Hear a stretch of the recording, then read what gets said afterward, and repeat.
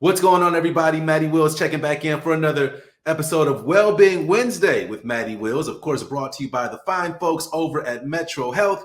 And this week's episode, today's episode, an all too important one with the season that we're in. And of course, we'll get to that in just a second. First, we'll bring Dr. Monford into the fold as she's this week's guest. Hi, how you doing today? Hi, how are you? I'm doing great, and one of our first returning guests, if my brain is remembering that right. But of course, we spoke with you before, and we appreciate you taking some time out of your busy schedule to just kind of hang out with us one more time. Before we get into this week's topic, which of course is mental well-being during an election season, why don't you just go ahead and remind everybody about your decades of experience and everything that you've been through to get to the point where you're at with Metro right now. Oh, when you say decades, yeah. My bad. It is decades. I will own that. My name is Dr. Tyffani Monford. I am the Interim Director of Clinical Services here at MetroHealth Behavioral Health Hospital. I have been a psychologist for over 20 years, working with clients, patients from childhood all the way up to geriatric, both in inpatient, community-based settings, corrections, school-based, so pretty much everywhere. So I'm just excited to be here with you today. And we're excited to have you. So again, thank you for hanging out with us. And today's topic is one that I'm going to use literally the advice you're about to give every day, because I'm in a different conversation with one of my family members, friends, or whoever about everything that's going on right now. And of course, again, we're talking about this election year. So we all know that election season in general, but particularly these every 4 years, presidential election years, it can bring on a lot of stress. So, we'll get right to it. How do elections affect mental health in our community? I think the thing we have to recognize is that, yes, they're often linked to this stress response and just anxiety around what is going to happen, right? So, and this anxiety can lead us to have sleep problems. We may stay on high alert.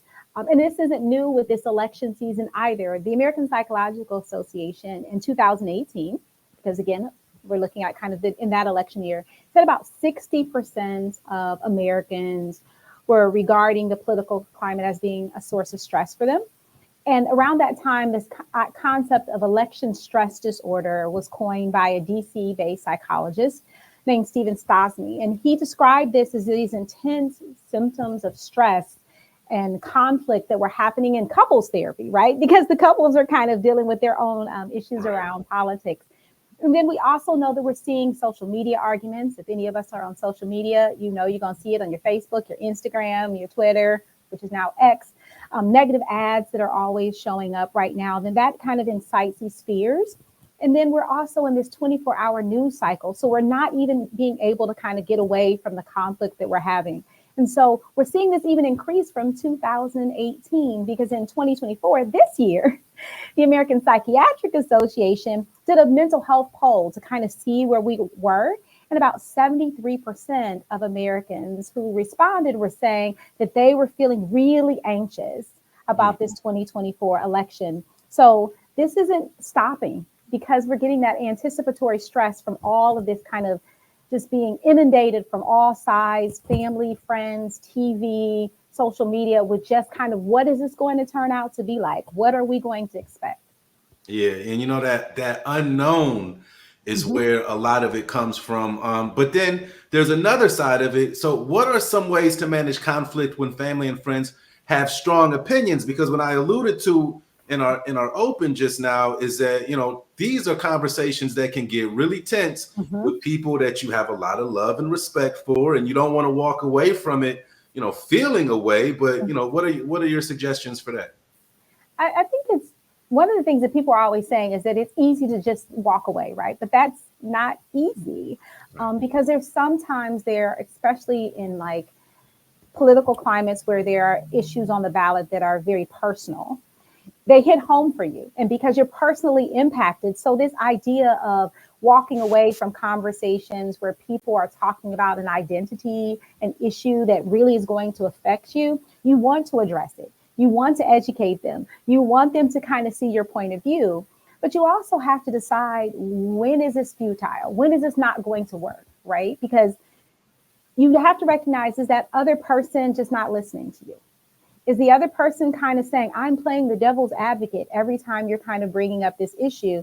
And if you feel like you're spinning your wheels in the conversation, it's not serving you well. It's making you angry. It's making you frustrated. And so some of the things I recommend is that first decide if you have a common ground.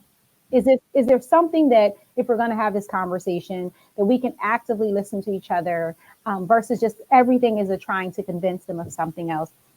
We also have to say, what are the issues that are so volatile, that are so strong and intense for me, that it is unlikely to result in a true discussion? Like, there's nothing you can say to me if you're on the opposite side of this that I'm able to hear. And then we have to reflect on that. Why do I keep bringing this up with this person if I know there's no common ground? They're not going to hear me, and I'm not willing to hear what they have to say. The difficult part, I think, sometimes is being prepared to be disappointed in that other person, especially if it's an issue that is so powerful to you, that kind of hits home with your own identity. And what will it mean for your relationship, depending upon that? Is this something that we could agree to disagree on, right? Because there are some things that we can say, it matters to me, but there's room for you not to totally agree. And there's other things that are just fundamental to my existence that we cannot. And how is that going to change the relationship if I can't get them to agree with me? What are you going to do with the information, right? If that agreement doesn't happen, if the conflict is happening, and do you even decide in that relationship that this is a subject that I want to touch? And so even beginning the conversation, we want to kind of set some parameters. Respectful discourse is what we talk about, right? Is this idea that we're really going to listen to each other. Right. That I'm not going to call you out your name. I'm not going to threaten you.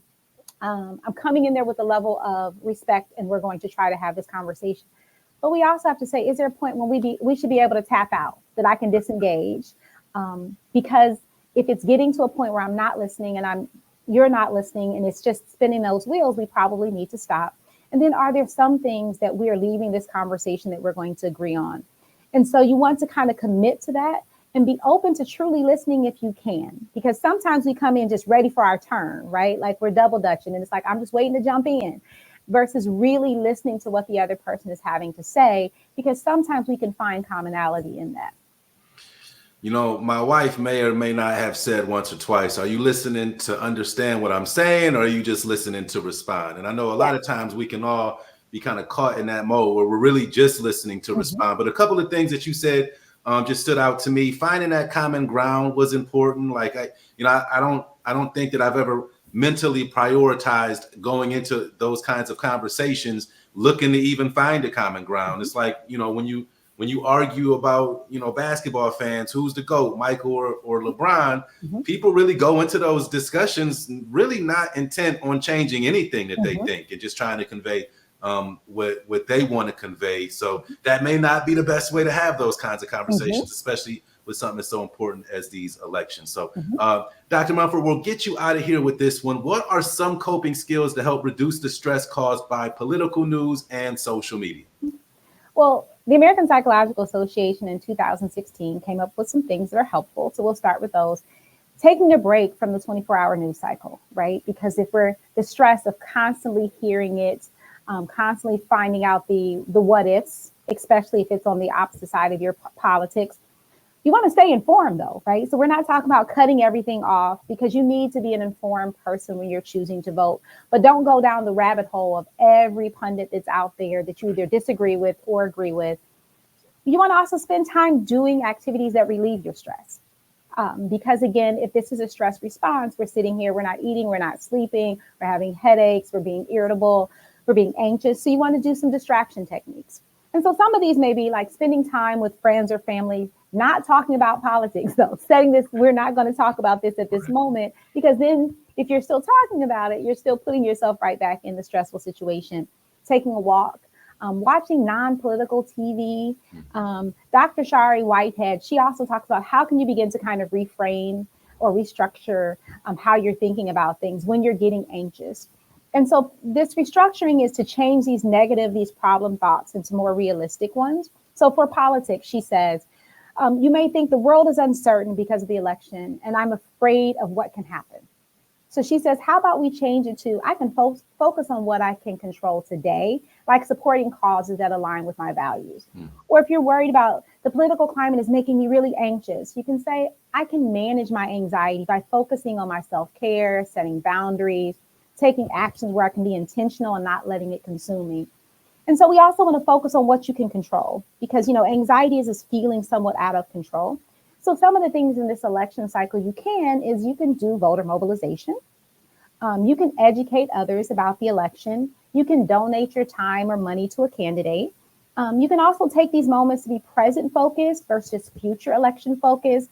So doing things that keep you present, meditation, prayer, breathing.